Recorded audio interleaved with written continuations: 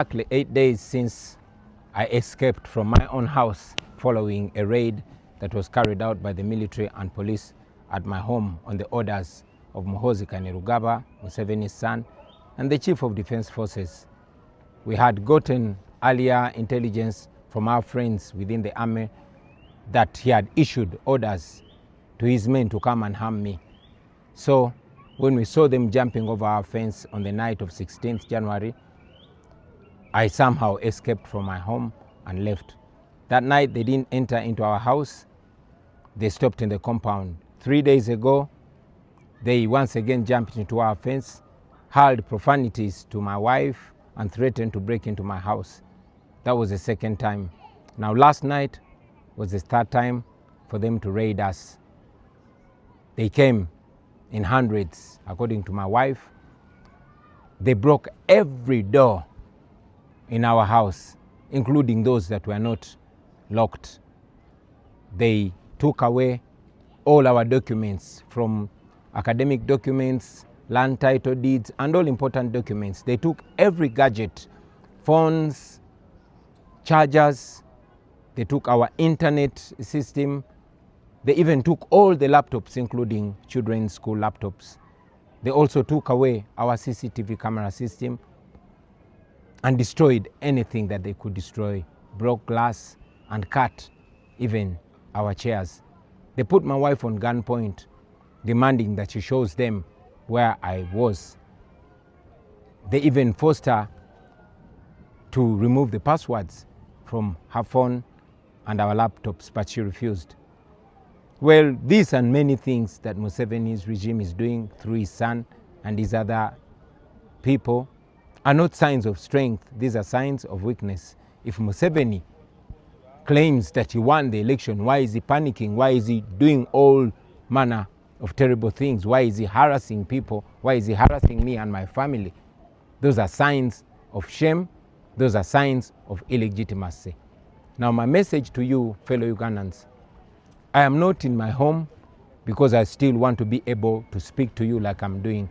I'm not in my home because my life is threatened.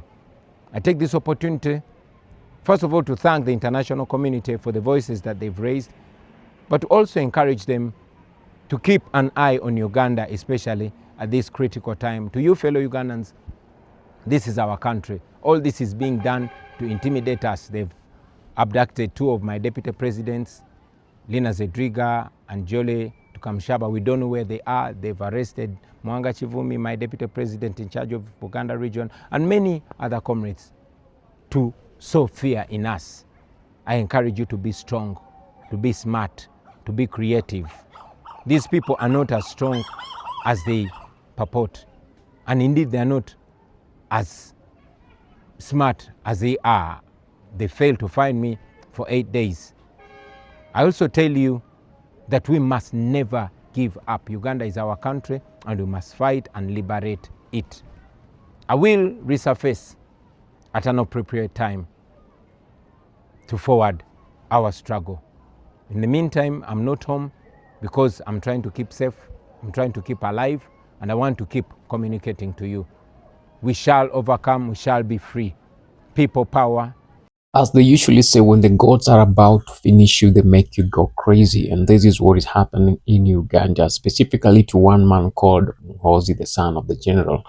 That's the president of Uganda, who is the highest ranking CDF or highest ranking army officer, commanding all the police force and army force and air force and navy force, if at all Uganda have an air force, a navy force. He says that we should sanction you to General Muhoozi Kainerugaba questions President Trump over his remarks to sanction him and his father Museveni. He feels like he has the power. He feels the way he controls Uganda and the people of Uganda is still the same way he can control even the international bodies. Bro, are you getting it wrong? Are you mad? Yes, you're mad. As we said from the beginning, when the gods want to finish you, they first make you mad. And these are the statements that such a people who are mad will give. Do you think you can dare President Donald Trump?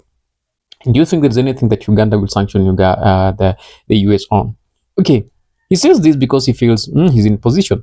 Ugandan Defense Forces, there is Senior Presidential Advisor for Special Operations, General Muhoozi Kainerugaba, has issued a sharp warning to the United States following a renewed calls in Washington for sanctions against him and President Yoweri Kaguta Museveni's administration.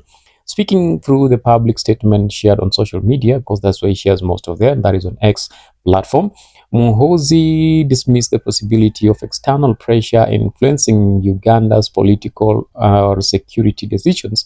He argued that sanctions would not intimidate Kampala and suggested that the Uganda will take reciprocal measures if targeted by the foreign punitive actions. His remarks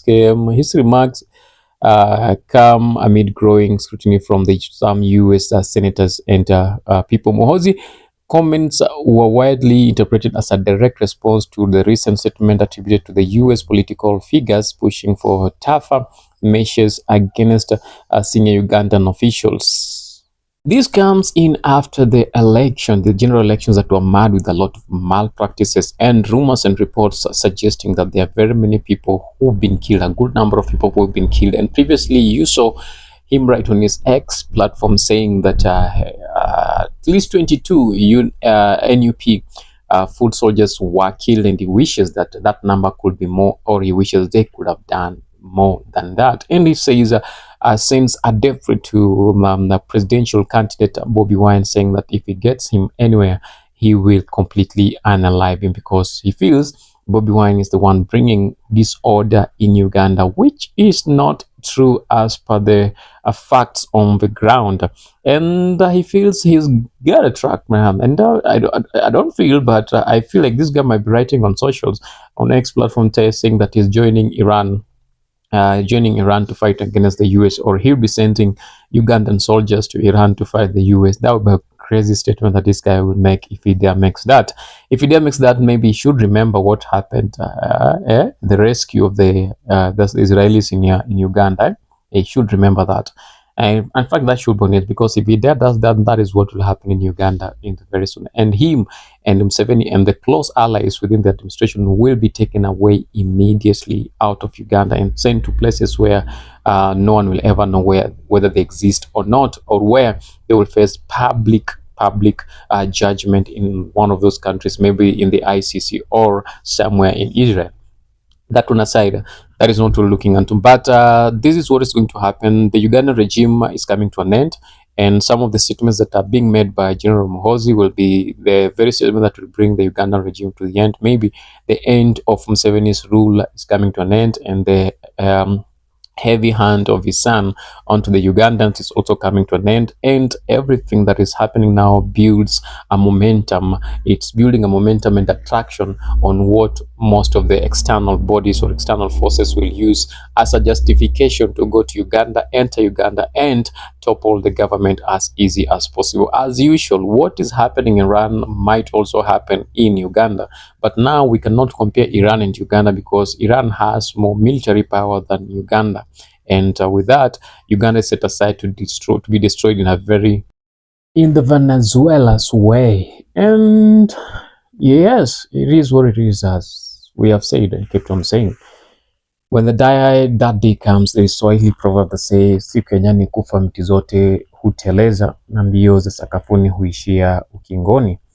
That is what is going to happen in Uganda. For the fellow Ugandans who are in Uganda and you're expecting such a thing to happen, tell us what you think about this. Do you think it's something that is viable and doable? And how close will this be? How effective will this be? And what will be the Ugandan's reactions onto this? In Uganda, we have two generations. The older generation that is really supporting the leadership of Yoweri Kaguta Museveni, and the younger generation that needs a regime change, or a general change within Uganda, and restore a sense of democracy within Uganda. Get us and interact with us in the comment section and tell us, which Uganda would you want? The Uganda of Yoweri Kaguta Museveni, or a different Uganda?